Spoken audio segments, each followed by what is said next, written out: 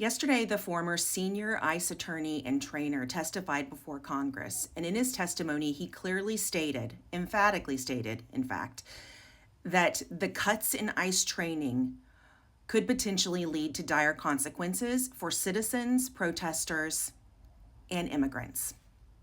And he's not wrong, and neither were we to be concerned. It has been something that's been bothering me since they said that they were cutting the hours last year. And so for that reason, in January, I filed an FOIA request, multiple of them, in fact, and I'm still waiting to hear back. So that was January 8th of this year. I filed multiple. Towards the end of January, I received a request from them to kind of narrow the scope of my request. And as of today, which is February 24th, 2026, I have still not received the response that I've requested.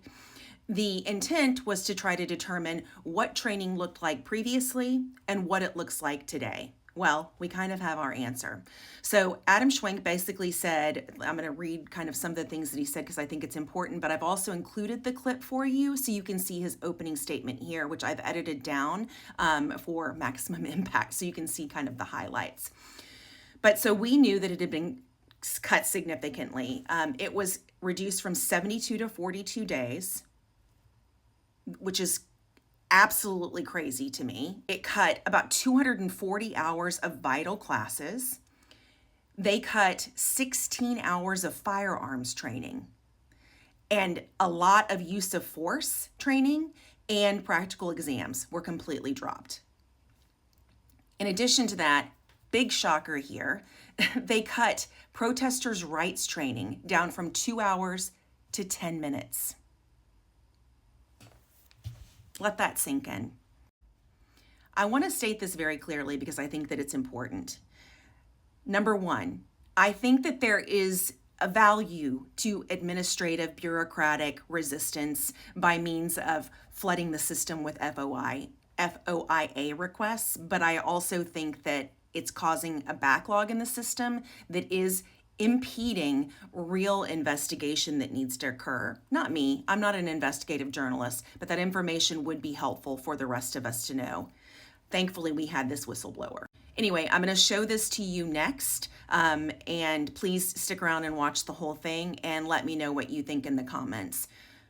This is incredibly concerning for all of us. Number one, that they're lying, which we've known that they've been lying, period.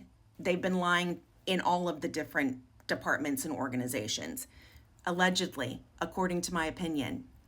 But I want to know what you have to say about this. This is incredibly concerning, and Congress should be very, very angry about this. Also, last but not least, I've been throttled a lot on here and shadow banned a lot on here, which is incredibly frustrating. So please like, comment, follow, share, all the things. Thanks, y'all. 5 months ago, I was asked to teach the law to new cadets at the ICE Academy in Glencoe, Georgia, where ICE is training its new, inexperienced recruits. On my first day, I received secretive orders to teach new cadets to violate the Constitution by entering homes without a judicial warrant. For the last 5 months, I watched ICE dismantle the training program, cutting 240 hours of vital classes from a 584-hour program. Classes that teach the Constitution, our legal system, firearms training, the use of force, lawful arrests, proper detention, and the limits of officers' authority. For example, they ceased all of the legal instructions regarding use of force. This means that cadets are not taught what it means to be objectively reasonable, the very standard which the law requires them to meet when deciding whether or not to use deadly force. Our jobs as instructors are to teach them so well that they can make split-second decisions about what they can and cannot do in life or death situations. Yet, in the name of churning out an endless stream of officers, DHS leadership has dismantled the academic and practical tests that we need to know if cadets can safely and lawfully perform their job, all to satisfy an administration demanding they train thousands of new officers before the end of the year. DHS told the public that new cadets receive all the training they need to perform their duties, that no critical material or standards have been cut. This is a lie. Congress requires immigration officers to meet minimum standards for a reason. Without reform, ICE will graduate thousands of new officers who do not know their constitutional duty, do not know the limits of their authority, and who do not have the training to recognize an unlawful order. DHS assures the public these cadets can get the job training on compensate for anything missing at the academy. This is a lie.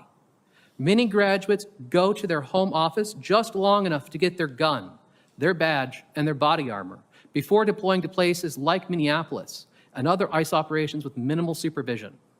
And this pattern of lies is not isolated. It extends beyond the training program to include deceiving Congress and the public about the rules followed by ICE officers once they graduate. On my first day at the academy, I was instructed to read and return a memo in my supervisor's presence, which claimed ICE officers could enter homes without a judicial warrant. The acting ICE director authorized the very conduct that DHS, in its own 2025 legal training materials, had called the chief evil against which the wording of the Fourth Amendment is directed. That is, physical entry of the home without consent or a proper warrant. Incredibly, I was being shown this memo in secret by my supervisor, who made sure that I understood that disobedience could cost me my job.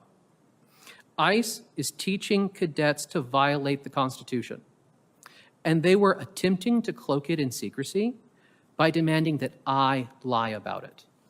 ICE is lying to Congress and the American people about the steps it is taking to ensure its 12,000 new officers faithfully uphold the Constitution and can perform their job.